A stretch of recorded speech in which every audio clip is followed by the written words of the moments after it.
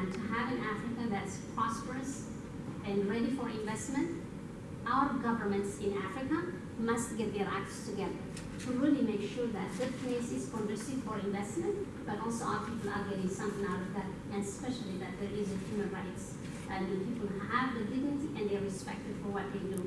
So I'm very grateful for who you are and what you do and why you're here today. Thank you so much.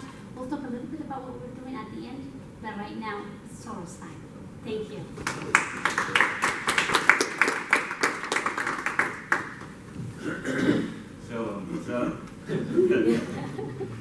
Okay, so hi, I'm Toro, and here's where the passion of what I'm doing today was born. In raising capital for my first startup, I thought, hey, I'm awesome, and hey, this idea is awesome, and hey, we have all the technical things in place. Why wouldn't somebody just freaking write us a check, you know? So I remember, it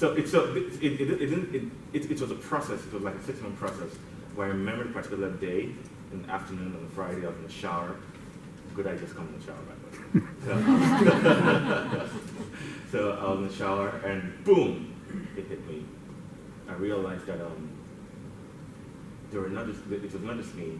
I had many really epic friends, and I was privileged to go to like a school that really promoted this epicness kind of mindset. And that had done really great stuff and had patents, like people doing like really crazy stuff.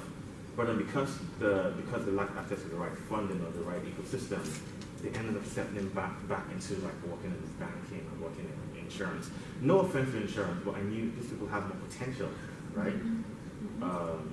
So I was like, you know what, this thing is what I was born to do. I know it's one of those things that when you know, you know.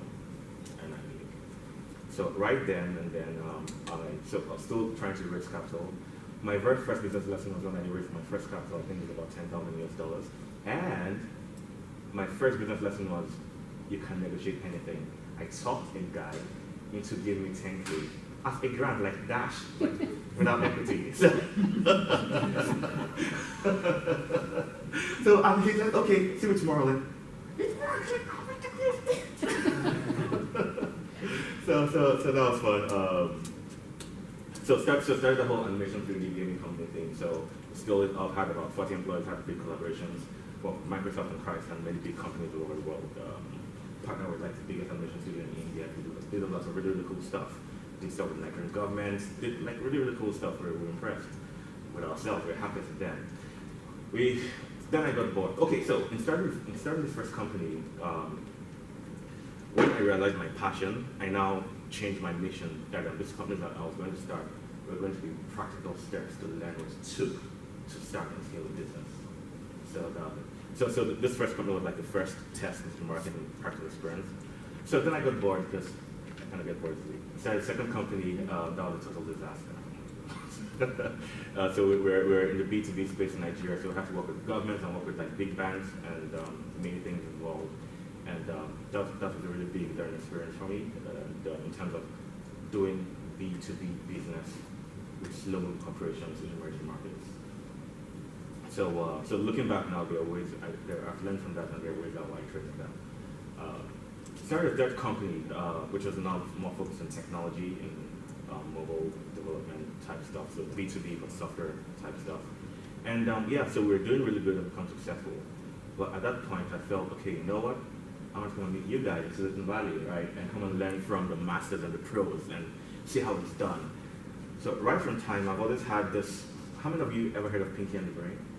Yeah, I'm Pinky and I'm the brain at the same time. So I've always had this, let's go take over the world kind of mindset, which has actually kind of made me an outsider most of the time in Africa, in Nigeria especially, because we've taken over the world, and taking over the world requires a different approach. Taking over the world requires you stepping outside the lines and outside the norms. And but the culture requires that you fit in and stay in the norms. So what your parents tell you, or the culture tells you, or what church tells you, or what your mosque tells you, what your religion tells you. And so I was that guy that said, hey, I have a question, Pastor. I totally agree with that. How can you question the pastor? So all that kind of stuff. Sometimes I thought, wait, Toro, I hope you're not crazy officially, so those are interesting times. So I decided, okay, it's time to come to the world and come and learn from people doing big stuff here. And so I was looking for entrepreneurial programs that could apply to. Now, no offense to MBAs and stuff, MBA rocks, but I wasn't looking for an MBA because I thought it was gonna, I didn't have the time, 1 or 2 years, And I also thought it was going to cage my thinking into boxers or whatever it was, and I liked the way my thinking had evolved over time, and I wanted it to keep evolving and not to be being shaped by any particular school of thought. So I was looking for this short entrepreneurial programs, and I stumbled on this thing called Draper University of Heroes. So Draper University is this cool stuff started by this guy called Tim Draper. I've known about him. What he brings, one of what he calls like top minds from all over the world, usually from over like 20-something countries. It's usually about 80% international, 10% local from here. And he comes then in this building that he bought in San Mateo. He literally bought a hotel for $20 million for this project. And I was the only African selected in my cohort, so that was really, really fun. And he brings all people in his network to come and talk with us and blow our minds and do lots of really cool stuff. And we also have fun experiences too. So Tim is kind of this goofball. He's a baby. So we're not, we tend to be, and I think that's why him and I connected really well. We tend to take our work seriously, but we don't take ourselves seriously. So we play a lot and just have fun. Tim's a 56-year-old baby, literally. If you Google him on YouTube, you probably see some videos that are very, very funny. So yeah. So he brings that personality into the whole institution, and we do like lots of cool stuff like Survival Week, where they bring U.S. Marines and Navy SEALs and take us into the woods, and we learn to like crazy stuff. We go through like the most spiritual life, to meditation, to many things like that. So it's a very holistic thing. In my first week of coming to the program, let me talk about fear. Then I'll talk about my journey coming to the program. So I have realized, and I'm saying this because we're mostly Africans here, I have realized that one of the things that helped me really helped me a lot was the lack of fear. Fear is the biggest undoing you can inflict on yourself, even to the fear of death. Now, so here's the gist. What's the worst that will happen? You die. Yeah. If you can get over the fear of death, the world is your oyster. The world belongs to you. So, but we due to our cultural upbringing, we're taught to stay on the side of caution. And if it rains on the seventh day, on the seventh year, the tigers probably pissed off and the gods are mad. All this kind of stuff. So I'm like, oh, screw that, whatever. And so my message will be